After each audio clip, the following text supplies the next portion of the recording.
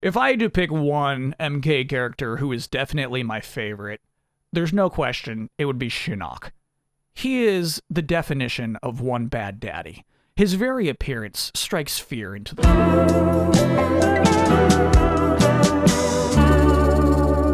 Just a heads up here, I am trying out a different microphone setup this week, trying the mounted microphone. I realize I won't be able to talk with my hands as much. I realize there's a shadow cast upon my breast. But, it's a new show. I'm trying stuff out. With a new show, one thing you generally want to do is, a show like this, I should say, is try out new segments that are unique to you and your series that generally you would hope that an audience says, hey, do that thing again. Today I want to try out a thing called Franchise Score, where I will give a numerical value to a video game series. Obviously, this week, we're starting off with Mortal Kombat, which just had a movie come out last weekend. The way the franchise score is going to work is I'm going to look at a series' strengths, weaknesses, and future outlook. Okay, so what are Mortal Kombat's strengths? Bro, Mortal Kombat's strengths. Mortal Kombat's strengths. Imagine saying that out loud. Mortal Kombat's strengths. All right, first, the K. I'm serious about this. The K is stupid. The Mortal Kombat is spelled with a K because the letter K is edgier and cooler than the letter C, which is soft and curvy. Is that stupid? Yeah, it's very, very stupid. But from what I understand of humanity, of how we work, this was the right decision. I don't believe Mortal Kombat would be as popular as it is today if it was spelled with a C. I'm not sure I'd be talking about it today if it was spelled with a C. So it's just this kind of moronic genius, the K, which I think speaks to the franchise as a whole. Characters. Mortal Kombat, the series, has multiple icons. Sub-Zero and Scorpion are icons. I think Goro is an icon. Raiden, icon. Jax and Sonya Blade, I think, are bubble icons. Same with Johnny Cage. I think those three are bubble icons. I think everyone else is popular at best. We're talking about grand scheme of things. Like, let it be said, most games would be stoked to have one icon. Mortal Kombat is rolling in them. I forgot Shinnok. Shit, is it too late? It is? Shit! Budget. Budget's a strength. If we're being honest here, Mortal Kombat is rolling in budget. Warner Brothers Interactive Entertainment are seemingly generous, wealthy parents to NetherRealm Studios. The way these games just look, the effort into the presentation is comparable to the most AAA, big budget, 1,000 developer projects out there. Look at how this game looks. Fighting games primarily should be, if I'm a good YouTube gamer, fighting games should be about mechanics first and foremost. And with Mortal Kombat, that is not the case. They care about their mechanics. Absolutely, they care about making a fighting game, but it's clear where their priorities lie. And it's here. And Warner Brothers Interactive Entertainment, as long as these games keep selling, they're happy to provide. They're just so different. There's just such a gap between Mortal Kombat and what other fighting games look like. It's insane. Ed Boon. Ed Boon is one of a kind in the games industry. There's no one else doing what he does. This man co-created Mortal Kombat in 1992, is still directing the games today. He's still going. There's no one else who is at that level for this big of a franchise for this long. Easy first ballot Hall of Famer. Easily, I'm happy to present him with my highest honor. Best in the biz. Eternally good logo.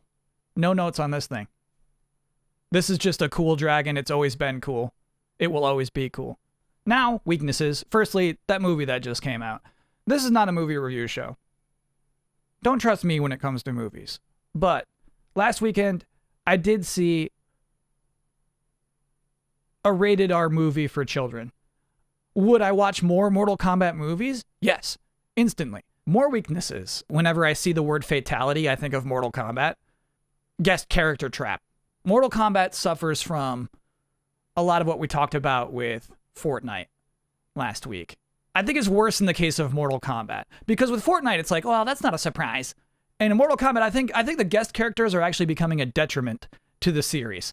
So let's go back to Mortal Kombat 9, which launched on PlayStation platforms with Kratos as a guest character. That's pretty fun, dude.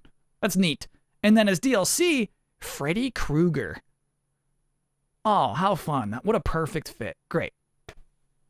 Mortal Kombat X had to up the ante. So, Jason Voorhees is the DLC character. Perfect escalation. And then they added a Predator. Yes. Then an alien, but not from the movie Alien. An alien like from the movie Alien, but also it's half of a Baraka person. Sure. That's cool. And then topping it all off with the Texas Chainsaw Massacre Leatherface.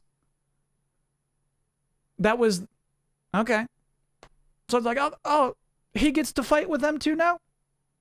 That guy? Okay. And then Mortal Kombat 11, of course, had to up the ante again. So they added Terminator, which was Arnold Schwarzenegger. That's fun. That's so cool. You got Arnold? Neat. The most iconic villain of all time, the Joker, then Spawn, then RoboCop, and then to top that all off, Rambo. And I'm lost at this point. I'm not lost. No, we all know why Rambo was added to the game.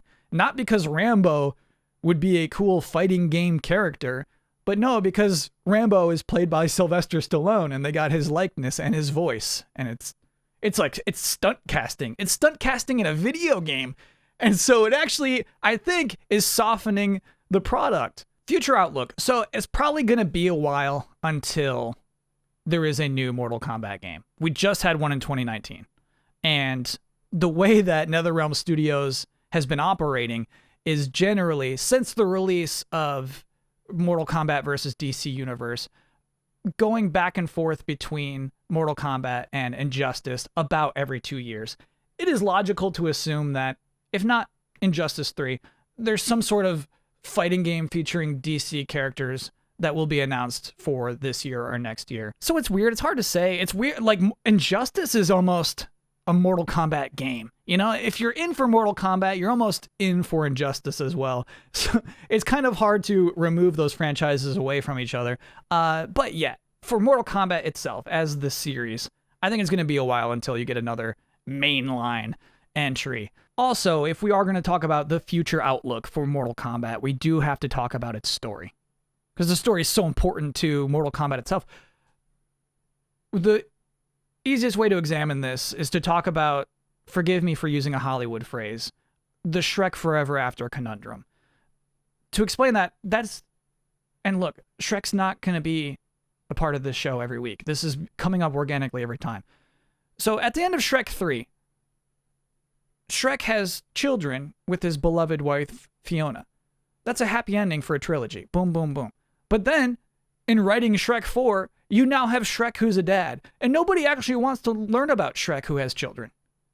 He's become an undesirable character.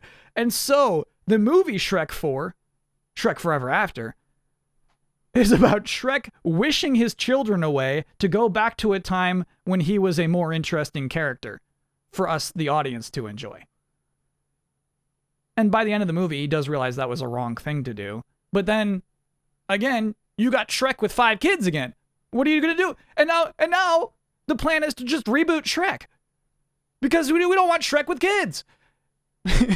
And so, this is actually very relevant to Mortal Kombat. Because Mortal Kombat's got this, for better or for worse, devotion to its lore. Mortal Kombat will never abandon its lore. I love that about Mortal Kombat, but it's definitely hurting it sometimes. So, there's about maybe a decade plus of Mortal Kombat games that are just rubbish, especially story-wise. There's Chaos Realm and Order Realm, and there's just dozens of characters you can't possibly care about. It's just, they're Burger King chicken nuggets. It's 20 for a buck. In 2011, this is Mortal Kombat 9. they wisely made the decision to just have Raiden go back in time and reset everything. We're going back to when things were simple. We're going back to just the original games. Liu Kang is not a zombie. Everybody's good. And that's very fun. Not only is that a good fighting game roster, but the story was fun. In Mortal Kombat X, there's a time jump. The characters now have children who are competing. Well, it's not a tournament anymore. They're characters who are fighting now. And so it's like, whoa, they really advanced this storyline. And then in Mortal Kombat 11, they're like, okay, half those kids are dead. Well, okay. And we're doing more time travel stuff. Now we can have our old characters that everyone likes interact with the current forms of these characters. You can have Johnny Cage, who's a dad, interact with Johnny Cage, who is not a dad yet. And again, this is very fun, but it's also wild.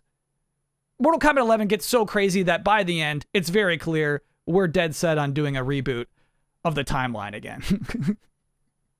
It is like, Mortal Kombat is like every 10 years, it's the Lost Island. It just starts shaking and Ed Boon has to like type in the numbers. It's like, okay, all right, we're good. It is not something you should have to discuss when talking about a fighting game series, right? It shouldn't have anything to do with its franchise score.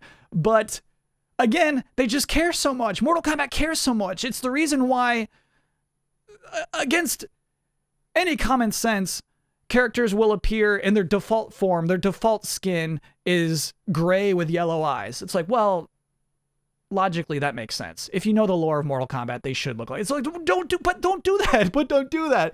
Okay, so my advice to Mortal Kombat, my advice to just honestly anyone in general, is unless you're ready to end your franchise, unless you're ready to say the end and have that be it, do not allow Shrek to have children.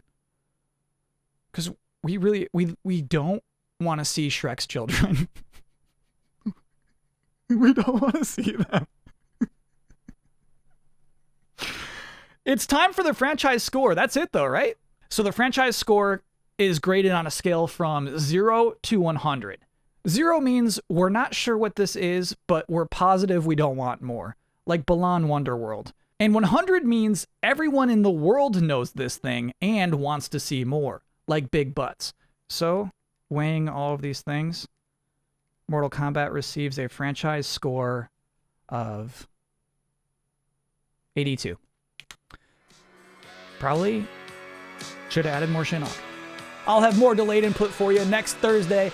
Hope to see you then. Thanks for watching.